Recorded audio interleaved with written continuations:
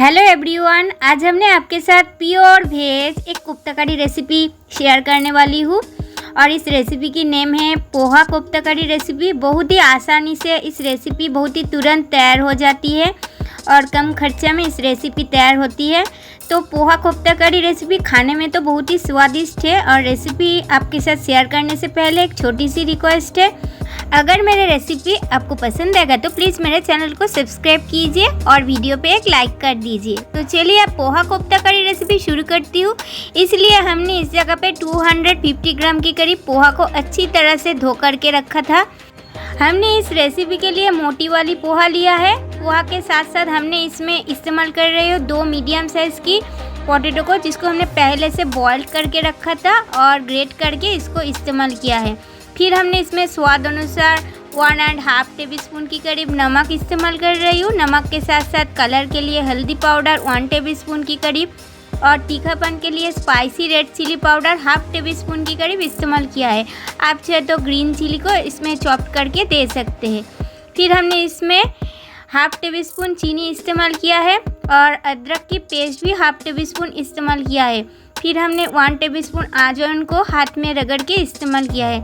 सब कुछ को हमने आप मिक्स कर रही हूँ, देख लीजिए। मिक्स करने के बाद हमने इसमें एक चीज़ गलती किया था, वो आपको बाद में बताऊंगी, तो देख लीजिए। फिर हमने इसमें 60 ग्राम के करीब चना वाला बेसन इस्तेमाल कर रही हूँ। फिर भी हमने इसमें थोड़ी सी नमक और चीनी भी इस्तेमाल कर रही हूँ।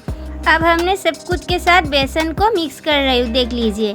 पहले हमने विदाउट बेसन के साथ उस मिक्सचर को रेडी किया था और दोनों कोफ्ते को फ्राई करने के लिए ट्राई भी किया था, बट उस टाइम पे कढ़ाई में कोफ्ते चिपक गई थी, इसीलिए उसमें हमने फिर भी बेसन इस्तेमाल करके रेडी कर रही हूँ, देख लीजिए। और उस वीडियो क्लिप को आपको दिखा भी दूंगी तो वीडियो ज़्यादा बड़ा हो जाएगा, आपको अच्छा नहीं लगेगा, इसीलिए आपको सब कुछ बोल चुकी। तो देख लीजिए, हमने चैप्टर शेप पे कोफ्ते को रेडी कर रही हूँ। आप चाहे तो राउंड शेप पे भी रेडी कर सकते और इस तरीका में हमने सब कोफ्ते को रेडी किया है। अब हमने इस जगह पे देख लीजिए 25 ग्राम की करीब रोस्टेड मूंगफली, 3 टेबलस्पून की करीब पॉपी सीड्स लिया है। ये सब कुछ को थोड़ा सा पानी ऐड करके फाइन पेस्ट हिसाब से रेडी किया है।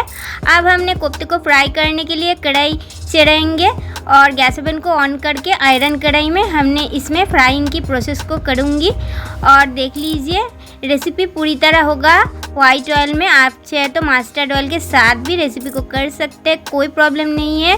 कढ़ाई में अब हमने ज़रूरत अनुसार वाइट ऑयल इस्तेमाल कर रही हूँ, देख लीजिए। तो हमने इस जगह पे 150 ml के करीब वाइट ऑयल इस्तेमाल किया है। ऑयल अच्छी तरह से धुआंधार गर्म होने के बाद हमने एक एक करके कोफ्ते को कढ़ाई में दे रही हूँ, देख लीजिए। और गैस की फ्लेम है मीडियम टू हाई फ्लेम पर हमने इसको समय लेकर उलटते पलटते अच्छी तरह से फ्राई कर लेंगे। तो देख लीजिए, एक साइड अच्छी तरह से फ्राई होने के बाद हमने दूसरी साइड को फ्राई करने के लिए कोफ्ते को पलट दे रही हूँ और इस तरीका में हमने 2 से 3 बार करके उलटते पलटते कोफ्ते को फ्राई कर लेंगे। और एक एक बैच पे कोफ्ते को फ्राई करने में 2 से 3 मिनट की समय की ज़रूरत ही है। तो देख लीजिए, पहली बैच की कोफ्ते अच्छी तरह से फ्राई हो रहा है।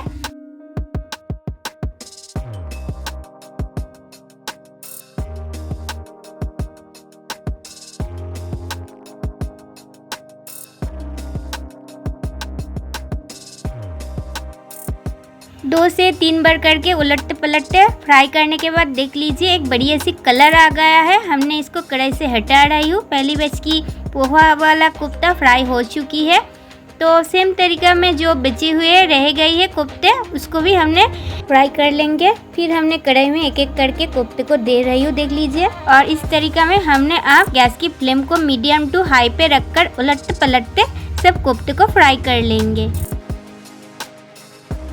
कोफ्ते फ्राई होने के बाद हमने इसको एक थाली के ऊपर डाल रही हूँ, देख लीजिए। एक एक करके सब कोफ्ते एक साथ फ्राई होने के बाद हमने कढ़ी की जो प्रोसेस है उसको करूँगी।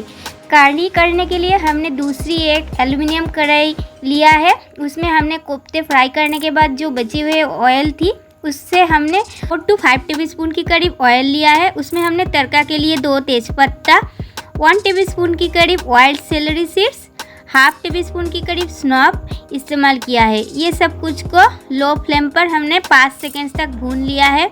और मसाला से एक बढ़िया सी खुशबू आने के बाद एक बड़े साइज़ की टोमेटो को क्यूब पीसेस पे कट करके रखा था इस्तेमाल किया है।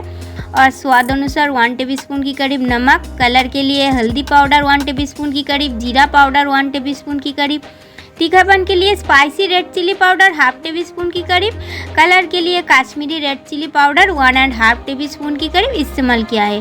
फिर हमने थोड़ा सा पानी ऐड किया है क्योंकि मसाला जल नहीं जाएगा पानी ऐड करने में। पानी ऐड करके मसाला को हमने 1 से 2 मिनट तक भून लिया है। फिर हमने इसमें इस्तेमाल कर रही हूँ 1/2 टेबलस्पून की करीब अदरक की पेस्ट।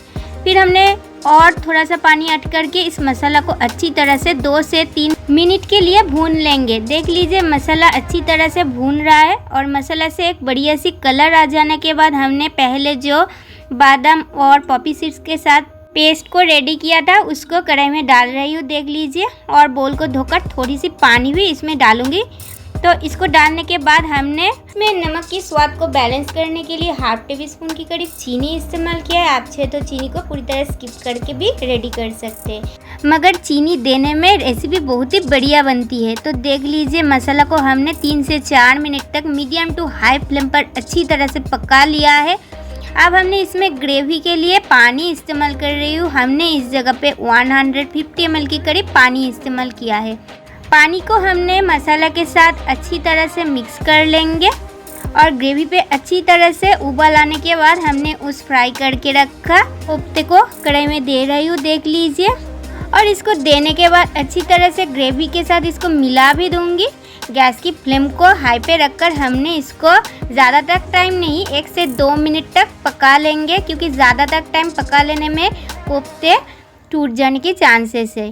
तो देख लीजिए हमने 1 से 2 मिनट तक पका लेने के बाद हमने गैस फ्लेम को बंद भी कर दूंगी। गैस फ्लेम को बंद करके एक चीज़ बाकी रह गई है उसको हमने दे रही हूँ। हमने इसमें 2 टेबलस्पून भर के घी इस्तेमाल कर रही हूँ। घी देने में इस रेसिपी बहुत ही बढ़िया बनती है और खाने में भी एक अलग से मज़ा भी आता है। घी को हमने ग्रेवी के साथ अच्छी तरह से मिक्स कर लेंगे। घी देने के साथ साथ पोहा कोफ्ता करी रेसिपी पूरी तरह रेडी हो जाएगा। और इस रेसिपी आप चाहे तो राइस हो, पुलाव हो, फ्राइड राइस हो, सिंपल रोटी, पराठा, कुलचा, नान सब कुछ के साथ बहुत ही बढ़िया लगती है और इसको खर्चा भी बहुत ही कम होती है और खाने में भी बहुत ही स्वादिष्ट होती है। एक कोफ्ते को ट्राई कर रही हूँ। देख लीजिए कितना सॉफ्ट हुई है कोफ्ते और देखने से किसी को पता ही नहीं चलेगा ये पोहा वाला कोफ्ता है। इस प्रोसेस पे एक बार पोहा कोफ्ता करी रेसिपी घर पर ट्राई करके देख लीजिए। प्रॉमिस करके कहती हूँ रेसिपी आपको बहुत ही बढ़िया लगेगी। तो आज की पोहा कोफ्ता करी रेसिपी आपको कैसी लगा कमेंट करके प्लीज़ बताइए। आज की वीडियो हमने यहाँ पे एंड कर रही हूँ। अगले दिन पर भी कोई नया रेसिपी लेकर आपके साथ फिर मिलूंगी। तब तक के लिए बाय बाय, टेक केयर।